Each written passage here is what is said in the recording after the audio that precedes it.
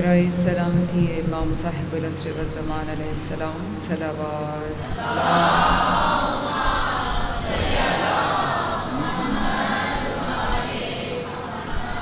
شہزادی کونین سلام اللہ علیہا کی پاک آمد پر صلوات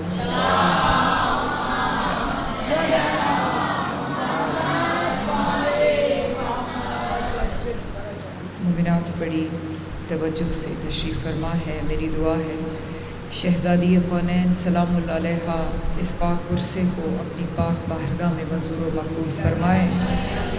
آپ سب کا گھروں سے آنا، بانی مجلس کی صف ماتم بچھانا اور ہم سب کا پڑھنا وارث پرسا کی پاک بارگاہ میں منظور و مقبول. مالک ہم سب کے گناہان کبیرہ صغیرہ کو معاف فرما، ہمارے والدین کے گناہان کبیرہ صغیرہ کو معاف فرما. اٹھیں تو علی علی پکارتے اٹھیں، مریں تو حسین حسین پکارتے مریں. بار الہ تجھے اپنی شان و عظمت کا واسطہ ہمیں ان لوگوں میں شمار فرما جن سے شہزادی کونین راضی. میرے کریم اللہ تجھے اپنی شان و عظمت کا واسطہ اس وبا کو دور فرما. آج یہ جو شیعہ نقطہ نظر بنے ہوئے ہیں، ہمارے انشاءاللہ پاک امام کے کرم سے محرم کے بعد یہ بیماری جو ہے وہ ختم ہو جائے گی. کیونکہ یہ مولا میں یہی دعا صبح بھی مانگ رہی تھی کہ عزاداری پہ کوئی حرف نہ آئے، یہ نہ کہیں کہ عزاداری کی وجہ سے کہ معجز نوا ہے مولا شفائے کاملہ عطا فرمائے، اس بیماری کو دور فرمائے. ہمارے وقت کے امام کے ظہور میں تاجیل فرما. بر محمد و آل محمد صلوات.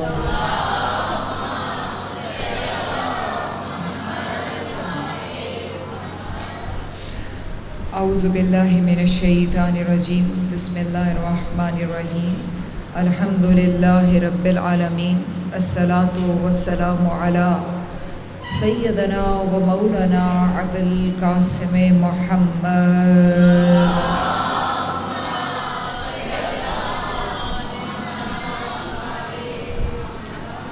الصلاة والسلام علی آلہ الطیبین الطاہرین المعصومین ولعنۃ اللہ علی قوم الظالمین. اللہم رزقنا فی الدنیا زیارت الحسین علیہ السلام وفی الآخرت شفاعت الحسین علیہ السلام. اللہم لا تفرق بیننا وبین الحسین علیہ السلام وکتبنا من الزوار الحسین علیہ السلام. اللہم اجعلنا من الباقین فی المجلس العزاء الحسین علیہ السلام. اللہم اجعل مسکننا ومدفننا عند الزریع الحسین علیہ السلام. اللہم اشرنا مع الحسین علیہ السلام وزدنا محبت الحسین علیہ السلام واشرنا یوم القیامہ تحت اللواء الحسین علیہ السلام. اللہم ادخلنا فی الجنت مع الحسین علیہ السلام واصحاب الحسین علیہ السلام صلوات.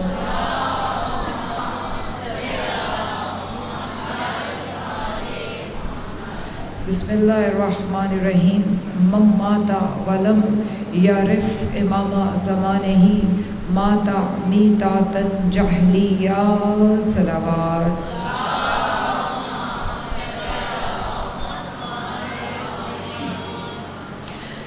مومنات، آج اس عشرے کی پہلی مجلس تھوڑا سا تعارف کروا کے کہ ان ایام میں ہمارا موضوع سخن جو رہے گا وہ معرفت امام زمانہ علیہ السلام اور ہماری ذمہ داریاں.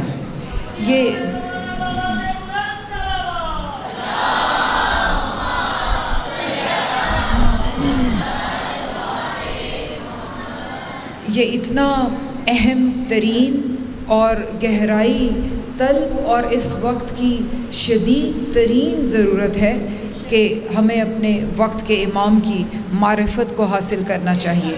اور یہ حدیث جو آپ کے سامنے میں نے ابھی تلاوت کی ہے، یہ حدیث متواتر بھی اس کو کہتے ہیں. احادیث بہت ساری ہیں لیکن حدیث متواتر اس حدیث کو کہتے ہیں کہ جس کو اتنے لوگوں نے بیان کیا ہو، مختلف فرقوں نے بیان کیا ہو، اول بعثت سے لے کے وصال پاک محمد صلی اللہ علیہ وآلہ وسلم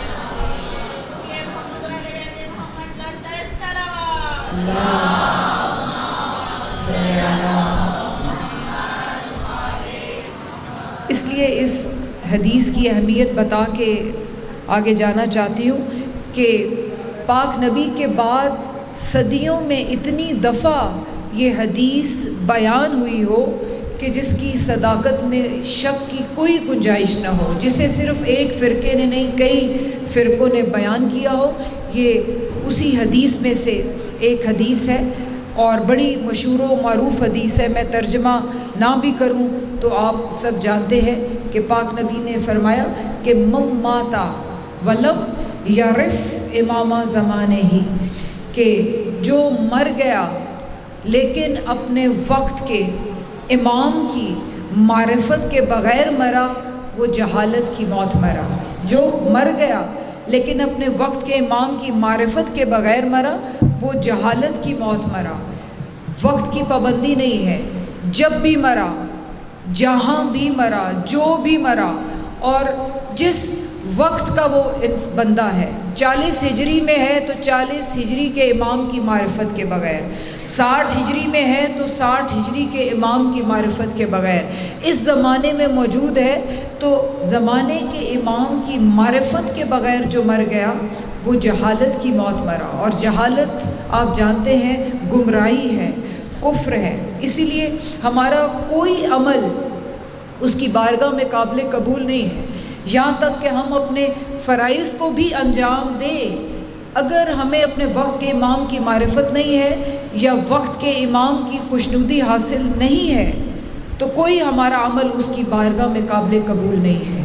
اسی لیے معرفت امام کی اتنی اہمیت ہے، اور وہ ذمہ داریاں جو ہم پر لاگو ہیں کہ دور قریب ہے، یہ وبا جو ہے آپ جانتی ہیں، یہ آیات کبریٰ میں سے یعنی مولا کی آمد کی بڑی نشانیوں میں سے ایک نشانی ہے۔ پچھلے سال یہاں پہ آپ سب تشریف فرما تھی، کسی نے یہ تصور بھی کیا تھا کہ آج ہم اس رنگ میں ادھر بیٹھے ہوں گے؟ یہ اس کی طرف سے امتحان ہے، اور میں شکر ادا کرتی ہوں کہ ہم نے تمام، دیکھیں جو احتیاط ہے وہ ہم پہ واجب ہے۔ معصومین نے فرمایا ہے کہ اولین ترجیح جو ہے وہ اپنی زندگیوں کی حفاظت ہے، لیکن ہم شکر ادا کرتے ہیں اپنے وقت کے امام کا کہ احتیاط کے ساتھ بھی ہمیں موقع دیا ہے کہ ہم یہ پرسہ دینے یہاں پہ موجود ہیں، اس کا شکر ادا کرتے ہیں، اور پھر یہ دعا کرتی ہوں کہ اس کا اجر جو ہے وہ سمینہ جی کے والدین کو پہنچے۔ اسی لیے اس کریم اللہ نے فرمایا کہ جب تک تمہیں اپنے وقت کے امام کی معرفت حاصل نہیں ہوگی، تمہارا کوئی عمل میری بارگاہ میں قابل قبول نہیں ہے۔ اب مسئلہ یہ ہے کہ یہ آج کل ہر بات لاجیکلی لوگ پوچھتے ہیں کہ اس کی وجہ کیا ہے، لاجک کیا ہے کہ امام کی معرفت ہم پہ کیوں واجب ہے، یہ ذمہ داریاں ہم پہ کیوں لاگو ہیں۔ اگر آپ سے کوئی سوال کرے کہ آپ 10 ایام میں مجالس میں جا رہی ہیں، موضوع ہے معرفت امام زمانہ علیہ السلام اور ہماری ذمہ داریاں، آپ سے اگر کوئی سوال کر لے کہ آپ کیوں معرفت حاصل کر رہی ہیں، وہ ذمہ داریاں آپ پہ لاگو کیوں ہیں، وجہ کیا ہے، تو آج آغاز ہے۔ آج کے دن ہم ان وجوہات پہ بات کریں گے کہ ہم سے کوئی سوال کرے کہ آپ کے امام کی معرفت کیوں واجب ہے آپ پہ، اور یہ ذمہ داریاں آپ پہ کیوں لاگو ہیں۔ ویسے تو بہت ساری وجوہات ہیں، لیکن جو بیسک وجوہات ہیں ان سے آج انشاءاللہ آغاز کریں گے کہ پہلی وجہ جو ہے وہ بقاء الوجود ہے، کہ جو بھی اس دنیا میں جو بھی صاحب ذی وجود ہے، جس کا بھی وجود ہے، کوئی چیز اگر قائم ہے تو وہ قائم آل محمد کی وجہ سے قائم ہے کہ میں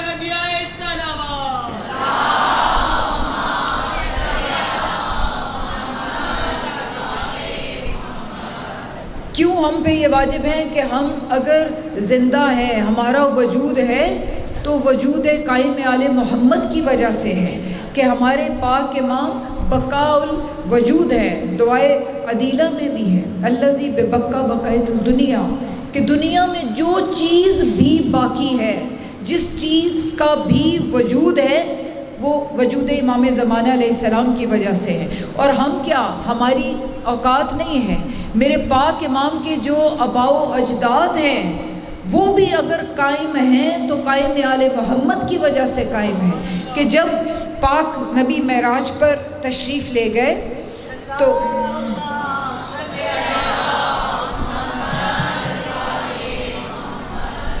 معراج پہ تشریف لے گئے تو ادھر دیکھا کہ نور کی انجمن ہے، ادھر تو مولا کی موجودگی پہ شک کرتے ہیں، ادھر تو ساری کی ساری بزم موجود تھی، ساری نور کی انجمن موجود تھی، کہ جب نور کا ایک دائرہ دیکھا تو اللہ نے تعارف کروایا، نور کا ایک دائرہ تھا اور دائرے کے درمیان میں ایک نور قائم کی صورت میں کھڑا تھا۔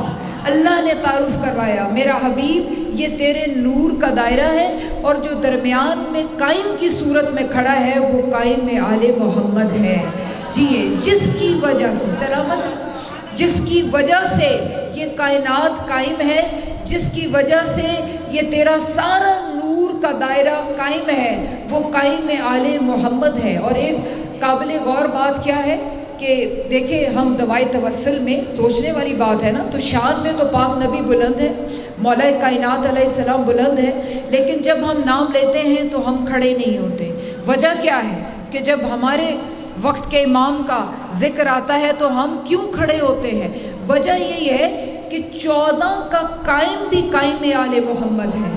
یہ 14 نے خود حکم دیا ہے کہ ہمارا قائم ایک ہی ہے، تو اللہ نے جب تعارف کروایا فرمایا میرا حبیب یہ درمیان میں قائم آل محمد ہے، تو بھی اس پہ فخر کر، میں بھی اس پہ فخر کرتا ہوں، اور یہ سارا دائرہ اس پہ فخر کرے کہ میرے دشمنوں سے بھی انتقام یہ لے گا، تیرے دشمنوں سے بھی اس نور کے سارے دائرے سے انتقام یہ لے گا۔ تو آسمان میں کیا منظر ہوگا جب اللہ نے فخر کیا، جب پاک نبی نے فخر کیا، جب سارے دائرے نے فخر کیا، تو اللہ فرما رہے انتقام میرے دشمنوں سے بھی اور تیرے دشمنوں سے لے گا۔ اسی لیے جب پاک امام تشریف لائیں گے، سوچنے والی بات ہے، جو خود مختار کائنات کے ہیں، پاک نبی اختیار رکھتے تھے کہ انتقام لیتے، اور مولا کائنات علیہ السلام جو فاتح بدر و حنین ہیں وہ انتقام لے سکتے تھے، لیکن کیوں نہیں لیا؟ 14 کا انتقام، اللہ کا انتقام، پاک نبی کا انتقام، مولا کائنات علیہ السلام کا انتقام، امام حسن مجتبیٰ علیہ السلام کا انتقام، امام حسین علیہ السلام کا انتقام، شہزادی کونین کا انتقام، جب 14 کا انتقام اور اللہ کا انتقام اکٹھا ہو کے ابھرے گا اس جلال کا نام، جی اس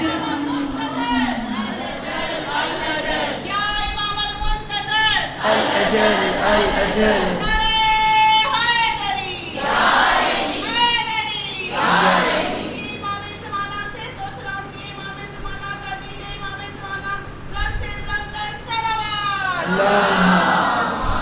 صلی علی محمد۔ جب یہ سارا جلال اکٹھا ہو کے ظاہر ہوگا، اس کا نام قائم آل محمد ہے۔ تو پہلی وجہ کیا ہے کہ ہمیں معرفت حاصل کرنی ہے، اور ذمہ داریاں ہم پہ لاگو ہے کہ ہمارے پاک امام کا وجود بقاء الوجود ہے، کائنات کے ہونے کا ضامن ہے، کائنات کا ذرے ذرے میں جس کا وجود ہے وہ ہمارے مولا کی وجہ سے۔ دوسری علت، دوسری وجہ کیا ہے؟ ہادی برحق، کہ ہمارے پاک امام ہماری ہادی برحق ہیں، اور ہدایت جو ہے آپ جانتے ہیں وہ نجات ہے، اور گمراہی جو ہے ہدایت بچاتی ہے گمراہی سے، اور ہمارے پاک امام ہدایت بن کے ہمارے میں اترے ہیں، جو ہمیں نجات کی راہ پہ جنہوں نے چلانا ہے۔ اس لیے ہم پہ واجب ہے کہ ہم مولا کی معرفت کو حاصل کریں، اور یہی وجہ ہے کہ پاک نبی تشریف فرما ہے، اور پاک نبی نے اپنا دور میں تعارف کروایا ہے۔ ہمارے وقت کے امام کا خطبہ غدیر جو ہے، آپ اس کا مطالعہ کریں، بڑا طویل ترین خطبہ ہے۔ خطبہ غدیر میں 25 جملے ہمارے پاک امام نے ہمارے وقت کے امام کے بارے میں بولی، اور پورے خطبے میں 4 مرتبہ لفظ مہدی کا ذکر کیا، اور یہی وجہ ہے کہ تشریف فرما تھے تو جناب سلمان فارسی نے پوچھا کہ یا رسول اللہ، آپ فرماتے ہیں کہ میرا آخری وصی آئے گا جو قائم آل محمد ہے، اور وہ غیبت میں رہ کے، غائب رہ کے ہدایت کرے گا، اور غیبت اتنی طویل ہوگی کہ لوگ مایوس ہو جائیں گے۔ تو یا رسول اللہ کہ جب وہ غائب ہوں گے تو پھر کیا ہوگا؟ کیف یفتؤون عن الناس، کہ کس طرح لوگ اس سے مستفید ہوں گے، کہ کس طرح لوگ ان سے مستفید ہوں گے۔ تو پاک نبی نے زیر لب مسکرا کے فرمایا کہ کما یقتفون من الشمس، کہ جس طرح لوگ سورج سے مستفید ہوتے ہیں جب بادل ان کا چہرہ چھپا لیتا ہے، کہ جیسے سورج سے لوگ مستفید ہوتے ہیں جب بادل اس کا چہرہ چھپا لیتا ہے، تو سورج اپنی منفت پھر بھی زمین تک پہنچا دیتا ہے، تو سورج سے تو کم طاقت نہیں ہے میرے قائم کی۔ جس طرح سورج بادلوں میں چھپ کر اپنی منفت زمین پر پہنچاتا ہے، اسی طرح پردے میں رہ کے میرا قائم اپنے چاہنے والوں کی ہدایت فرمائے گا۔ اب یہاں پہ ایک جو نقطہ قابل غور ہے کہ سورج نے فرق نہیں کیا۔ اب یہ ہماری ذمہ داری ہے کہ ہم کتنی ہدایت لیتے ہیں۔ اس پورے علاقے میں ایک ہی سورج ہے، اگر بادل ہے تو ہر گھر میں بادل ہی ہے نا، سورج کسی کے ساتھ کمی نہیں کرتا۔ یہ ہم پہ ڈیپینڈ کرتا ہے کہ ساتھ ساتھ دو گھر ہیں، ایک گھر جو ہے وہ اپنی کھڑکیاں اور دروازے کھول دیتا ہے، سورج کی جتنی روشنی ہے وہ حاصل کرتا ہے، ایک گھر وہ کھڑکیوں پہ گہرے پردے لگا دیتے ہیں۔ اس طرح کا بندوبست ہوتا ہے کہ روشنی کی ایک کرن نہ آئے تو پھر اندھیرا تو ہونا ہے۔ سورج تو وہی ہے، اسی لیے فرمایا کہ سورج تو اپنی روشنی دیتا ہے، تم نے اگر اس سے فائدہ اٹھانا ہے تو اپنے گھروں کی کھڑکیوں کو کھولو۔ اسی طرح ہمارے پاک امام ہدایت سب کو برابر دے رہے ہیں، انہوں نے نہیں دیکھا کہ کون ہے، بس اپنے ظرف کو، اپنے ضمیر کو کھول کے بیٹھو، جتنا جتنا کوئی کھولے گا وہ کریم ہے، وہ اتنا اتنا کشکول میں ڈالتے ہیں، وہ فرق نہیں کرتے، وہ کریم ہے۔ اسی لیے ہم پہ حق ہے کہ ہمارے ہادی برحق موجود ہیں، تو وہ تو ہم پہ کرم کر رہے ہیں، وہ ہدایت کی برسات ہم پہ برسا رہے ہیں۔ یہ ہم پہ ڈیپینڈ کرتا ہے کہ ہم کتنا حاصل کرتے ہیں، کہ وہ غائب نہیں ہے، غائب تو ہم ہیں۔ مولا فرماتے ہیں تم محسوس کرو تو میں تمہاری شہ رگ سے تمہارے زیادہ قریب ہوں۔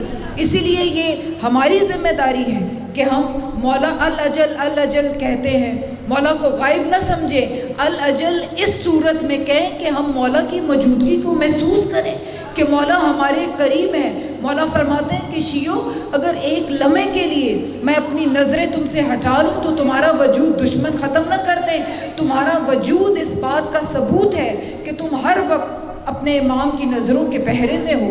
اور پھر ایک اور اہم بات کہ یہ لوگ اکثر سوال کرتے ہیں مولا کی غیبت کے بارے میں کہ غیبت کی وجہ کیا ہے، مختلف پڑھنے والے مختلف وجوہات بتاتے ہیں، لیکن جو ایک بیسیکلی مین ریزن ہے مولا کی غیبت کی، یہ اللہ کا ایک عہد تھا کہ جب اللہ نے ابلیس کو اپنی بارگاہ سے نکالا، فاخرج منہا انک رجیم وانک علیک لعنتی علی یوم الدین، جب کہا کہ نکل جا تو رجیم ہو گیا اور تم پر یوم آخر تک لعنت ہوتی رہے گی، تو ابلیس نے ایک چیلنج کیا، کیا کہا کہ میں تیرے لوگوں کو، تیری مخلوق کو بھٹکاؤں گا۔ اللہ نے فرمایا تو بھٹکا، میں ان کو ہدایت فرماؤں گا۔ تو ابلیس نے کہا کہ یا اللہ یہ تو میں جانتا ہوں کہ میں تیرا دشمن ہوں، لیکن تو منصف ہے، انصاف پسند ہے، تو انصاف کر کہ میں بھٹکاؤں گا غائب رہ کے، تو ہدایت فرمائے گا اپنے پیشوا، اپنے پیغمبر، اپنے ہادی بھیج کے۔ تو اللہ نے فرمایا میں بے شک اپنے ہادی بھیجوں گا، میں پیغمبر بھیجوں گا، لیکن ایک آخری وقت آئے گا جب میں تیرے چیلنج کو قبول کروں گا، تو پردے میں رہ کے بھٹکائے گا اور میرا ہادی پردے میں رہ کے ہدایت کرے گا، جو تیرے ہوں گے وہ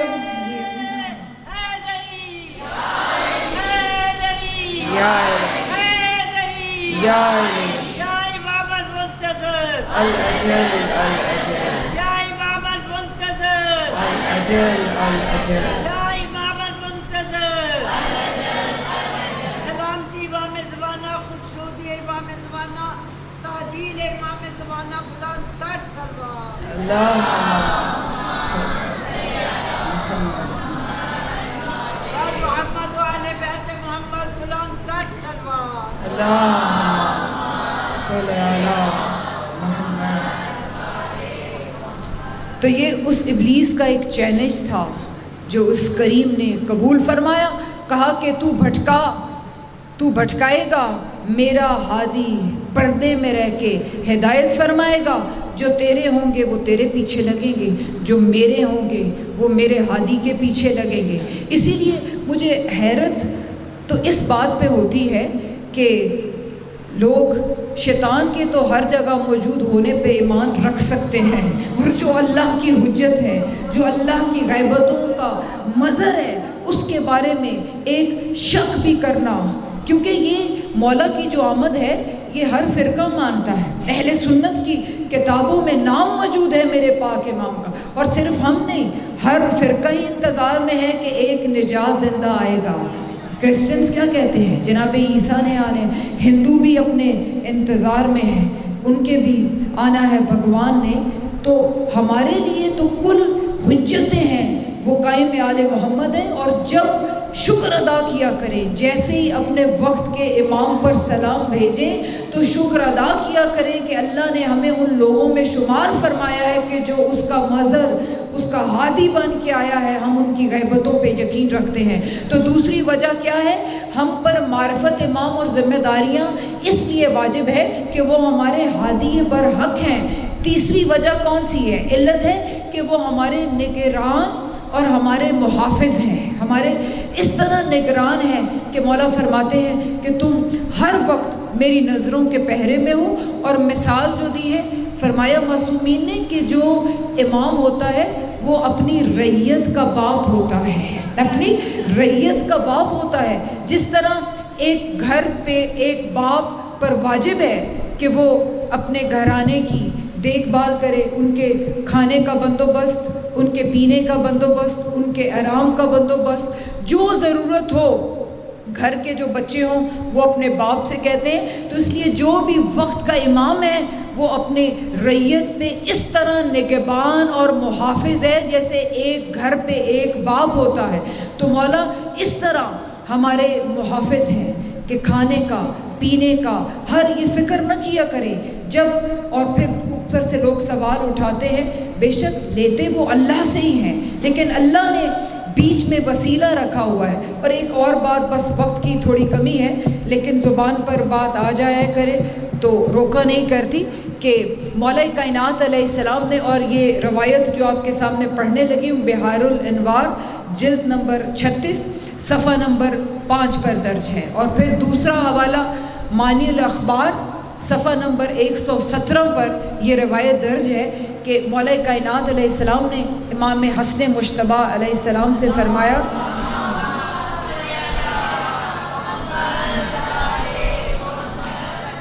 कि हसन बेटा मिंबर पर जाओ, ये 3 बातें कहो और मिंबर छोड़ दो। जनाब हसन मुश्तबा मिंबर पे गए, क्या फरमाया कि अल्लाह लानत करे उस बेटे पर जो अपने बाप का नाफरमान हो। फिर फरमाया कि अल्लाह लानत करे उस गुलाम पर जो अपने आका को छोड़ के भाग जाए। फिर फरमाया कि अल्लाह लानत करे उस भेड़ या बकरी पर जो अपने चरवाहे को छोड़ दे, जो अपने चरवाहे को छोड़ दे। पाक इमाम ने ये 3 बातें की, नीचे आ गए लोग पाक इमाम के पास आए कि आप बताएं कि ये आपका मतलब क्या था। जनाब हसन मुश्तबा मौला कायनात अलैहिस्सलाम के पास लेके आए कि बाबा आपने मुझे हुक्म दिया, ये सवाल कर रहे हैं, आप इनको वाज़ेह फरमाएं। मौला कायनात अलैहिस्सलाम ने फरमाया कि मेरे पास बैठ जाओ। इसी तरह पाक नबी की बारगाह में मैं बैठा था तो पाक नबी ने फरमाया, या अली मैं दुआ करता हूँ आप आमीन कहें। तो यही दुआ पाक नबी ने फरमाई कि खुदा लानत करे उस बेटे पर जो बाप का नाफरमान हो, लानत करे उस गुलाम पर जो अपने आका को छोड़ दे, लानत करे उस बकरी पर जो चरवाहे को छोड़ दे। तो मैंने आमीन का, बाद में मैंने पाक नबी से सवाल किया कि या रसूल अल्लाह आप बताएं ताकि लोगों पर भी वाज़िया हो कि इससे क्या मतलब था। पाक नबी ने फरमाया कि जो मैंने फरमाया खुदा लानत करे उस बेटे पर कि जो पेशवा होता है। میں نبیوں کا رسول ہوں، اپنی امت پر میں باپ کی جگہ ہوں، تو خدا لعنت کرے اس پر جو رسول اللہ کا نافرمان ہو، اور جو وقت کا امام ہو وہ باپ ہے امت کا، خدا لعنت کرے جو اپنے رسول اور امام کا نافرمان ہو۔ پھر فرمایا کہ خدا لعنت کرے اس غلام کو جو اپنے آقا کو چھوڑ جائے۔ تو یہ فرمایا کہ اللہ نے مجھے پیشوا بنایا ہے، سلطان انبیاء بنایا ہے، اور خدا اس پر لعنت کرے کہ جو مجھے میرے حال پر چھوڑ دے۔ اور پھر تیسری بات جو پوچھی کہ یہ تیسری لعنت جو آپ نے فرمائی ہے کہ خدا لعنت کرے اس بکری پر جو اپنے چرواہے کو چھوڑ دے۔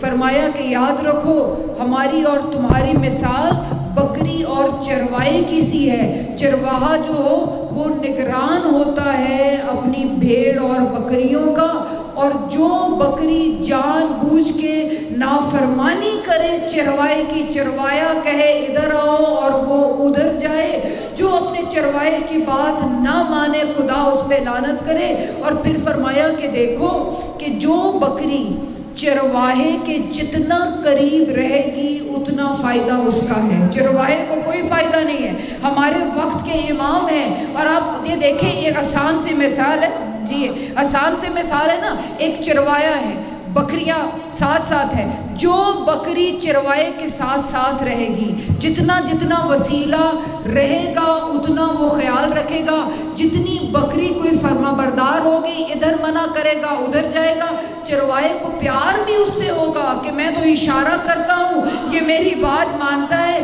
اسی لیے فرمایا کہ اگر ان سے فائدہ اٹھانا ہے، اور پھر یہاں پہ ایک اور بڑا اہم نقطہ بیان کیا، ریفرنس میں نے آپ کو دے دیا ہے، گھر جا کے کھول کے دیکھ لیجئے گا کہ پاک نبی نے فرمایا کہ ہم نے مثال دی ہے چروائے اور بکری کی، کہ ہم چروائے جب ہماری اور تمہاری جنسی نہیں ملتی، بکری جو ہے وہ کھاتی ہے پیتی ہے چلتی ہے، اس کا مطلب یہ نہیں کہ وہ اشرف المخلوقات ہو کہ چروائے جیسی ہو گئی، تم بھی کھاتے ہو پیتے ہو چلتے ہو، لیکن یہ مت سمجھنا کہ تمہاری حقیقت ہم جیسی ہے۔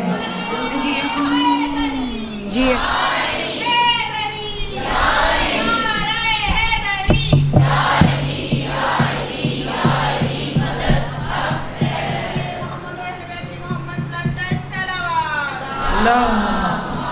صلی اللہ۔ یہ تین علتیں کہ ہم پر یہ معرفت اور یہ ذمہ داریاں کیوں واجب ہے۔ پہلی بقاء الوجود، کہ ہمارے وجود کے ضامن ہے ہمارے وقت کے امام، اس لیے بار بار ریپیٹ کر رہی ہوں کہ مقصد صرف یہ نہیں ہے کہ میں خطابت کر کے چلی جاؤں، اس لیے آسان سے آسان الفاظ استعمال کرتی ہوں کہ کوئی بچی بھی نہ کہہ سکے کہ ذاکرہ کی بات میری سمجھ میں نہیں آئی۔ یہ ایک جو گھنٹہ میرے پاس ہے یہ اتنا قیمتی ہے کہ اس میں ایک ایک لفظ اتنا آسان ہو کہ جو آپ کے ذہن میں اتر کے میرے مفہوم کو واضح کرے، اس لیے آسان الفاظ میں بتایا کرتی ہوں کہ پہلا وجہ کیا ہے کہ ہم امام پاک کی معرفت اور ذمہ داریاں ہم پہ واجب ہے، بقاء الوجود۔ دوسرا وہ ہمارے ہادی برحق ہیں تو ہم پہ واجب ہے ان کی معرفت حاصل کریں اور ذمہ داریاں ہیں۔ تیسری کیا کہ ہمارے وقت کے امام ہمارے نگران ہیں، ہمارے محافظ ہیں۔ چوتھی علت کیا ہے کہ ہمارے وقت کے امام ہمارے ولی النعمت ہیں، وہ ہمارے منعم ہیں، ہمیں نعمتیں عطا کرنے والے ہیں، ہمارے پاس جو بھی آج نعمت ہے وہ ان کا صدقہ ہے، اللہ نے ان کا صدقہ ہمیں عطا فرمایا ہے، وہ ہمارے ولی النعمت ہیں۔ اور اس پہ اور ایک اور بات جو ضروری ہے، دیکھیں اپنے ظرف کو کھول کے یہ باتیں سنا کریں کہ چھوٹے چھوٹے اعتراضات کہ ہم کہہ دیں کہ مولا ہمیں یہ چیز دے دیں، ہمیں رزق دے دیں۔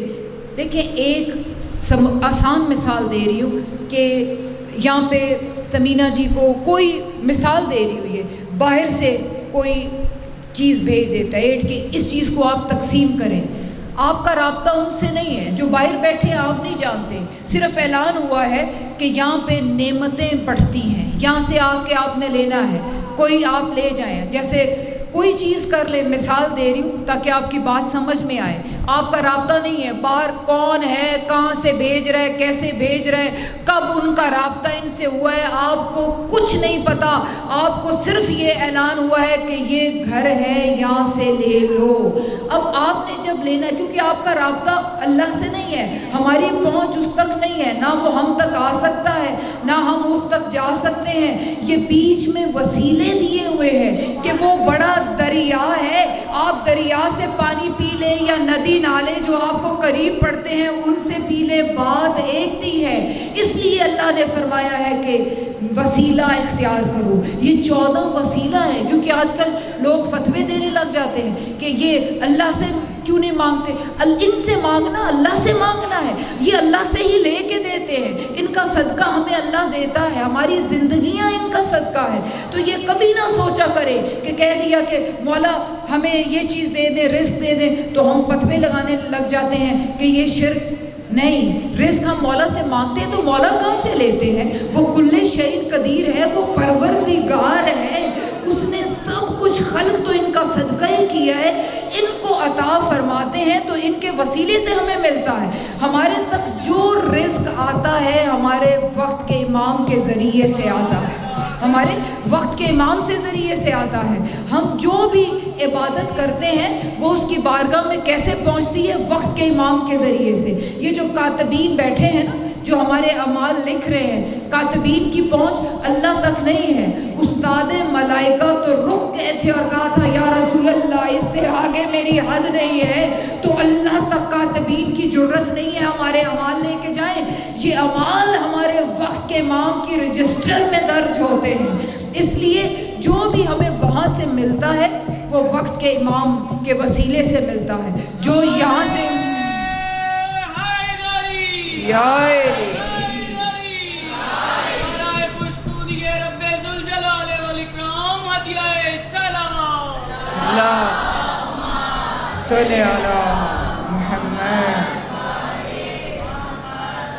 جو ہمیں ملتا ہے وہ ہمیں اللہ سے ملتا ہے، لیکن بدست امام زمانہ علیہ السلام ہمارے وقت کے، اسی لیے ایک بہت اہم بات بتانے لگی ہوں جو ہماری بہت بڑی ذمہ داری ہے، اور مولا اس بات پر بہت خفا ہوتے ہیں کہ جب مولا فرماتے ہیں میں تمہارے وقت کا امام ہوں، جب تمہیں کوئی مشکل پڑے اور تم اپنے وقت کے امام کو نہ پکارو، میں تمہارا محافظ ہوں، میں تمہارا نگہبان ہوں، میں تمہیں نعمتیں دینے والا ہوں۔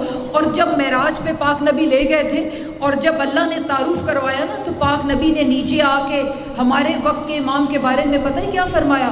یہ میرا وہ بیٹا ہے کہ مشکل ابھی دور ہو تو اس کو مت بلایا کرو، یہ اتنی جلدی مدد کو آتا ہے کہ جب چھری گردن پہ آ جائے صرف جنبش کی دیر اور تو کہو یا صاحب العصر والزمان علیہ السلام ادرک، اتنی جلدی مدد کو پہنچنے والے میرے امام ہیں۔ جی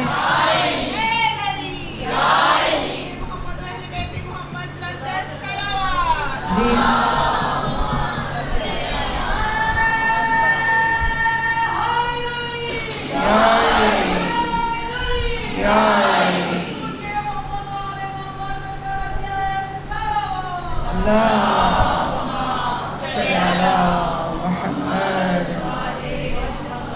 اس لیے یہ مولا کا حق ہے۔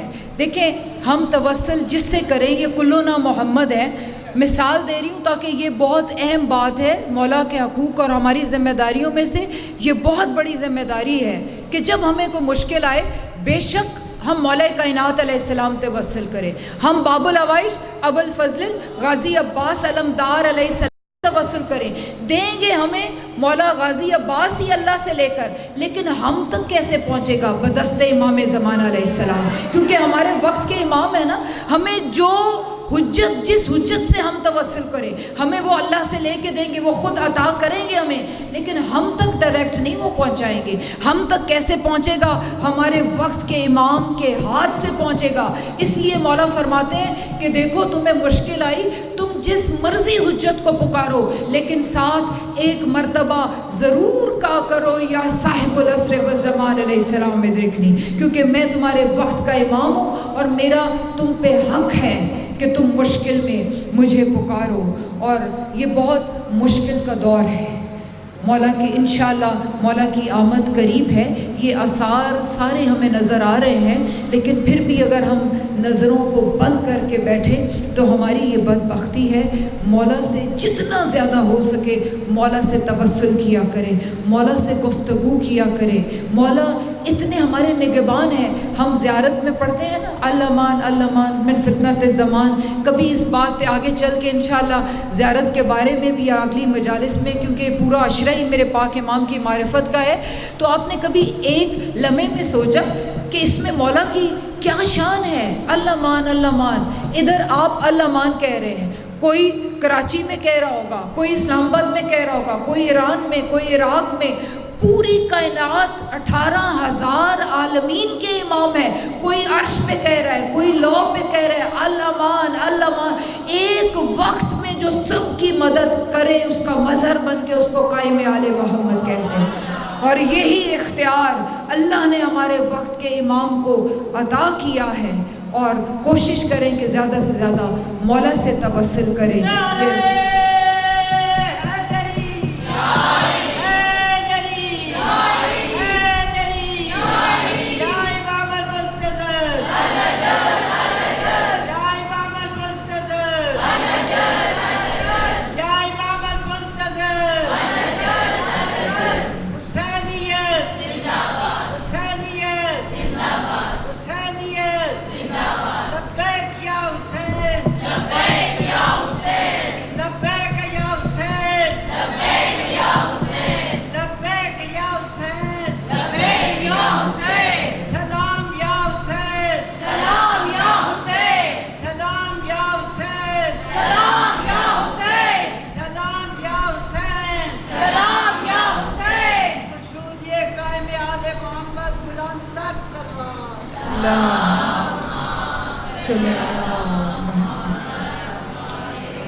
اس لیے عزاداران حسین ہمارے وقت کے امام شکر ادا کرتے ہیں، شکریہ ادا کرتے ہیں. شیو میں تمہارا شکر گزار ہوں، تم نے میرے دادا کو ذکر کو آباد کیا ہوا ہے. اسی لیے مولا فرماتے ہیں کہ تمام آئمہ جو ہیں وہ ہمارے وقت کے امام کو سلام کرتے ہیں. آگے انشاءاللہ مجالس میں بتاؤں گی کہ ہمارے پاک امام کی کیا شان و منزلت ہے. آباء و اجداد نے سلام کیا ہے. میرے مولا فرماتے ہیں شیعو میرا سلام ہو تمہیں، کہ میرا سلام ان آوازوں پر جو میرے دادا کے گریے میں بلند ہوتی ہے. میرا سلام ان ہاتھوں پر جو ماتم کے لیے، میرے دادا کے ماتم کے لیے اٹھتے ہیں. عزاداران حسین آج عشرے کی پہلی مجلس ہے. بانی کسی مجلس میں کوئی ہوتا ہے، کسی میں کوئی ہوتا ہے، لیکن اصل میں تو ایک ہی بانی ہے نا، جو ارشاد فرماتی ہے حسین کوئی آئے یا نہ آئے، جب تیری صف بچھ جائے ماں زخمی پہلو پہ ہاتھ رکھ کے، ماں شکستہ پہلو پہ ہاتھ رکھ کے سب سے پہلے آیا کرتی ہے. اس لیے دست بدستہ کہتی ہوں غیروں کی طرح نہ رویا کرو، ایسے ہائے ہائے کر کے پرسہ دیا کرو کہ پہلو سے ہاتھ اٹھا کے میری شہزادی کہے او میرے غریب کو رونے کا یہی حق ہے. اجرکم من اللہ. بی بی آپ کے پرسے کو منظور و مقبول فرمائے. عزاداران حسین ہر سال پہلی کو ایک مخصوص مصائب ہے جو میں ہر سال پڑھا کرتی ہوں. بانی ہے نا اس مجلس کی. آج کا دن مخصوص ہے ماں اور بیٹے کے ذکر کا. بی بی فرماتی ہے حسین تیری عزت و منزلت کو کون جانے، مجھ سے پوچھ، میں نے چکیاں پیس پیس کے پالا ہے. عزاداران حسین کوئی وطن چھوڑ رہا ہو تو ہم سائے روکتے ہیں نہ جا. اس منبر پہ میرا ہاتھ ہے، شام کے وقت میرے مولا وطن سے چلنے لگے ہیں. کسی نے نہیں کہا کہ اے نواسۂ رسول رک جائیں، آپ کے ساتھ بہنیں بھی ہیں، بچے بھی ہیں. عزاداران حسین جب میرے مولا اپنی ماں کی پاک تربت پہ آئے تو جیسے ایک بچہ ماں کی گود میں آتا ہے، اس طرح میرے مولا نے خود کو اپنی ماں کی تربت پہ کرایا. اماں حسین کا آخری سلام. اماں حسین اب دوبارہ مدینہ نہیں آئے گا، یہ سننا تھا کہ تربت میں لرزہ آیا. بی بی نے کہا حسین تو نے سو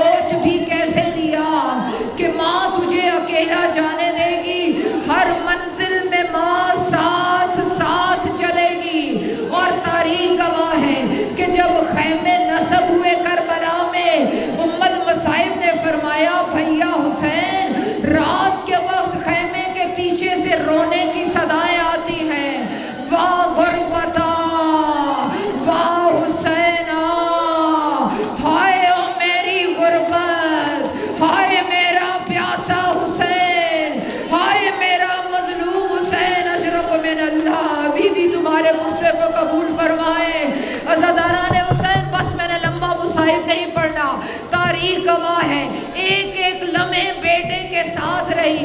جب کمرے بنی ہاشم کے لاشے پہ آئے، جب کمر ٹوٹی ماں ساتھ ساتھ تھی. شہزادے اصغر کا تیر کھینچا، ماں ساتھ ساتھ تھی. جب علی اکبر زین سے زمین پہ آئے، تاریخ کہتی ہے 9 مرتبہ میرا مولا زمین پہ گرا، ماں ساتھ ساتھ رہی. مقتل کی کتابوں میں موجود ہے، جب مولا نے برچی میں ہاتھ ڈالا، دیکھا 2 ہاتھ اکبر کے سینے پہ آ گئے. رو کے کہا کون ہے اس غربت میں میری مدد کرنے والا؟ رو کے کہا حسین تیری ماں، او میرا مظلوم اجرک من اللہ.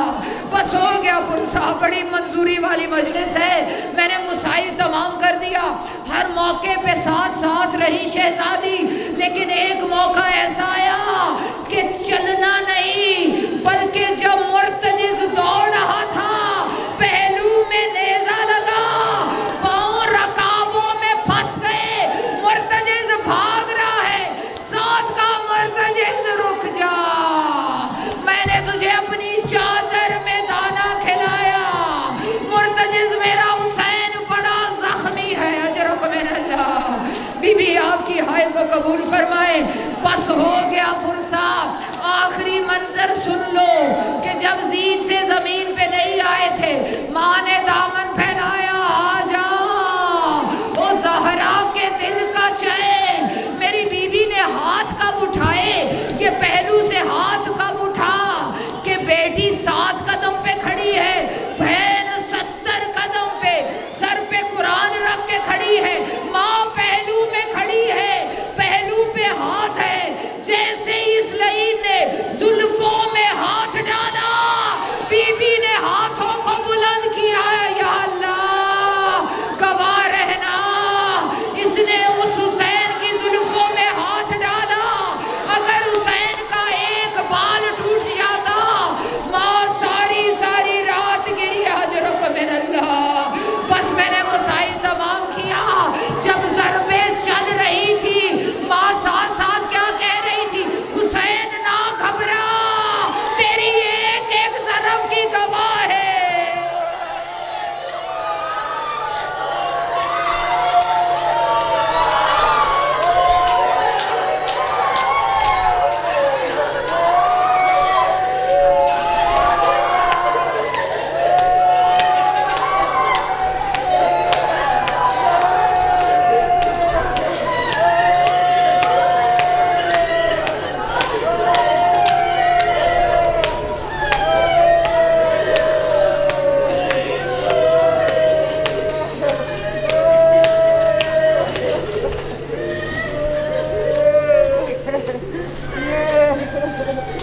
اے حسین، اے حسین، اے حسین. پلیز سب اپنی اپنی جگہ پہ کھڑے رہیں، ماسک اپنا پہنے رہیں، اپنی اپنی جگہ پہ کھڑ کے مولا کو پرسا دیں پلیز. یا